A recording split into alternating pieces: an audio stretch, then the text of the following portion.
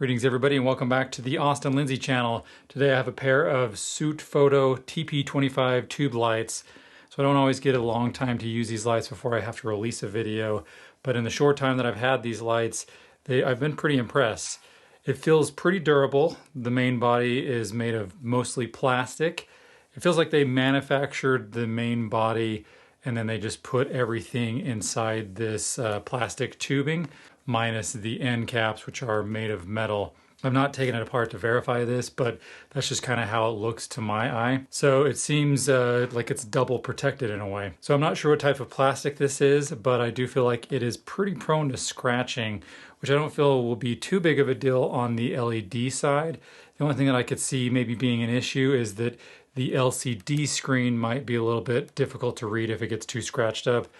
One thing you could do is put a piece of plastic tape over the top and then maybe just swap that over time, or you can just be careful with your light. It does come with a padded case, so that should help.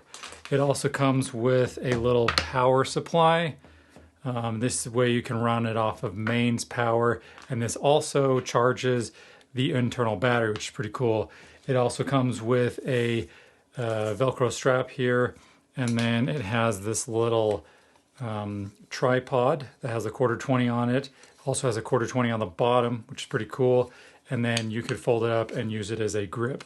So coming back to the light, it does have 1/4-20 threads on either end. People do love putting their lights in the shot, so I like how these have a fairly low profile on their end caps.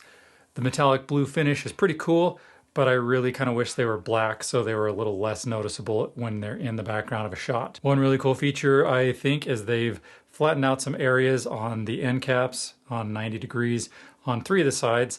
That way they're less likely to roll around rather than being circular all the way around. Real quick, I do want to mention the on and off switch. I absolutely love it. It's kind of weird that this would make me so happy, but it's actually a decent sized toggle switch. So it's not a button that looks identical to the rest of the buttons you have on the unit and you have to hold it down for 2 seconds. It's not like a little tiny fingernail switch that's hard to locate or that gets turned off while you're holding it. It's actually a sturdy, decent sized recessed switch that just turns on and off the light. It's seriously my favorite thing about this light. All right, moving along. This light is 24 inches in total length, and minus the end caps, you have 22.5 inches of usable LED light. This light is one of the heaviest lights that I own, coming in at 1.5 pounds. So the functionality is very similar to any other RGB LED light you have. There's 2 knobs and 4 buttons. They are plastic, but they still feel pretty decent. They don't feel too squishy or weak. They have a good responsive click to them, so you know when they're pressed, and the 2 wheels can also be pressed in for different menu functions. I won't go over all the functions because there's a pretty decent set of instructions and they're pretty similar to most RGB LED lights you've used, but you'll see you have CCT, HSL, effects, and some grouping channel buttons. You can press those directly to get to those individual functions. You can also press the dimmer wheel to cycle through functions. You also have this set wheel. This is used to change the value of whatever parameter you have selected, and then you can press in the set wheel to cycle through different parameters. So in terms of features, you have all your standard features. You have your CCT mode, and this is basically your cool and warm light. This ranges from 2800 Kelvin all the way up to 10,000 Kelvin, and you have a plus/minus 10 green magenta shift. I will add that out of all the lights I own with a green magenta shift, this one is probably the most subtle. On some others, I can actually see the green or the red LEDs turning on as I rotate the dial. This light just appears to really smoothly just shift from magenta to green. So the instructions aren't super clear on the wattage of this light, but I'll give you some of the common measurements in lux.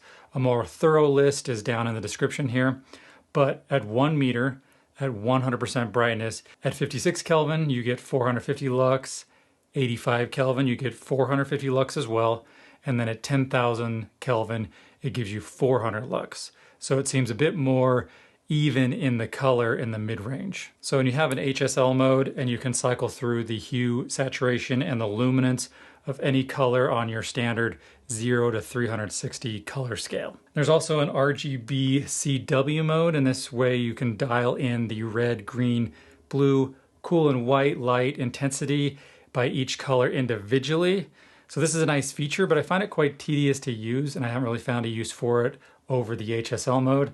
I'd actually be curious to know if you use this mode on your lights, if it's worth it, if it's kind of a nice feature. Let me know in the comments what you think. So next up we have FX modes, and again, these are some common modes with your standard fireworks, TV, bulb, paparazzi. I must say with each iteration of lights, they seem to be getting a little bit better in the non-repeating, or at least longer, less noticeably repeating effects patterns, making them a little bit more usable. So one cool effect to note on this light in particular is the police effect. This one will split the light tube and do red on one side and blue on the other one. This is the only feature that allows you to split the colors into sections.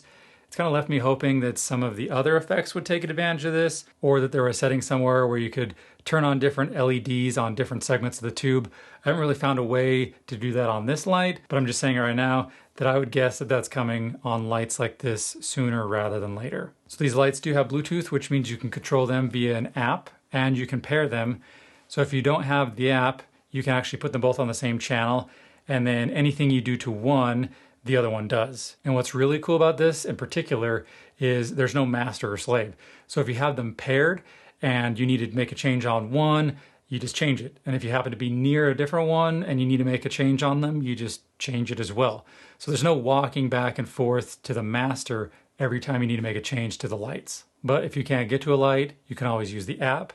The interface is fairly straightforward and it's pretty easy to use. What I do like about their app is once you add your lights, you can turn the light on and off, and then you don't have to go back in and re-add or refine the light again like you do on some other apps. Your light just stays in the My Devices section, and then you just tap on the one you want to use once you power it up. So overall, I'm really pleased with the design and the features, and I feel like I say that with every light that I get, but every light gets new features, so it kind of makes sense. But there are two things that'll keep me reaching for these lights over my other tube lights, and one of them is the simple on and off button, and the other one is that I don't have to repair or refine them in the app every time I turn them on or off. All right, everyone, so this has been the SuteFoto TP-25 RGB Tube light. If you guys have any questions, leave them in the comments field. I'll do my best to answer them, and thanks everyone for watching.